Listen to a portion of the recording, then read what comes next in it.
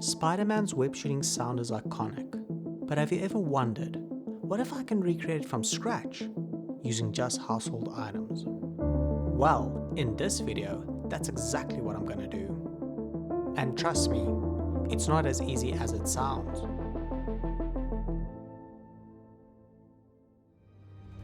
Over the years, we've had 3 different live-action Spider-Men, and each had their own unique take on the web shooting sound. For this video, we're diving into The Amazing Spider-Man 2, breaking down the sound design of the web shooter in the opening scene.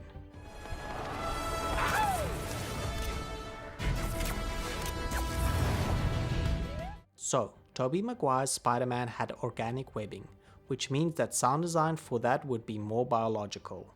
Think wet, squishy textures. Whoa! That came out of you. Yeah. You can't do that, huh? No? But Andrew Garfield and Tom Holland, their web shooters are mechanical, meaning we need sharp, engineered and pressurized sounds. To create this, we first need to do some research.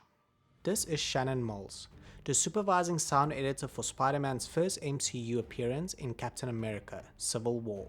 We did a lot of compressed foam, fishing line recordings, lots of stuff with tape and splatting things to try and get web sticks and things like that, trying to get a new original take on him. He and his team recorded real objects to create the web shooting sound, so I'm gonna take that approach and try recording my own. I'm first gonna start doing some recordings of items I found around the house. This will be specifically for Spider-Man's web shooter.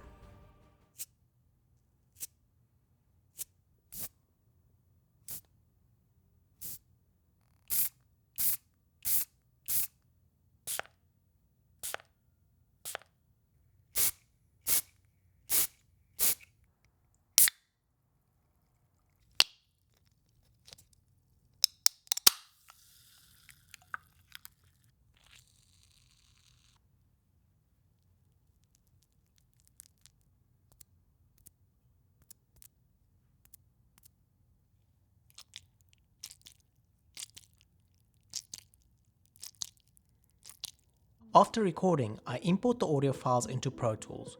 I start by going through each individual file. I select the ones that work best. I start pitch shifting and time stretching the files until I'm happy with the results. I layer them all together, collectively creating a new sound. Here are the results.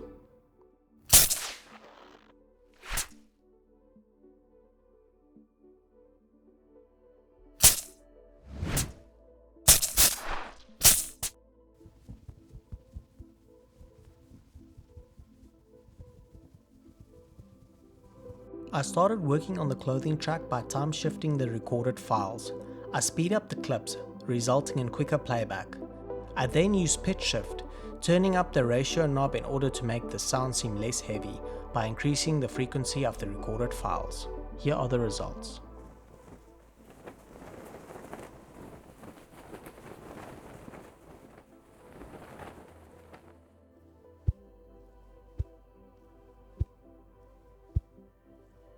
The whooshes are generated by multiple layers of pitch shifting. I uncheck the time correction on the plugin. This creates different variations to choose from. I also use the recordings of the spray sound effect that I recorded for the web shooter.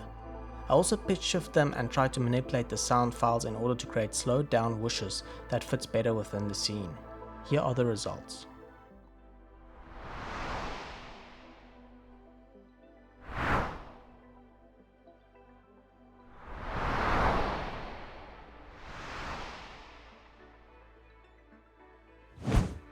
I record some wind and some traffic. I import the sound files into my session. I start by adding reverb to the car horns as the space within the scene is much larger. With the wind and city ambience, I use EQ to reduce the top and lower end frequencies within the recording. I achieve this by activating the HPF and LPF within the plugin.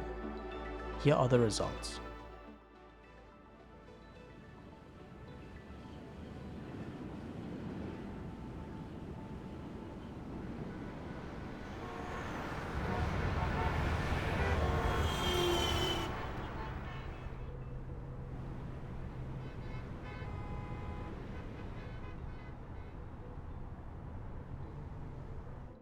After a few hours of editing, the scene is complete. I go to YouTube and click on the audio library tab in my account settings. I search in the genre and select cinematic. I go through all the music options until I found one that works best. I download it and add it to my session. Here is the final result.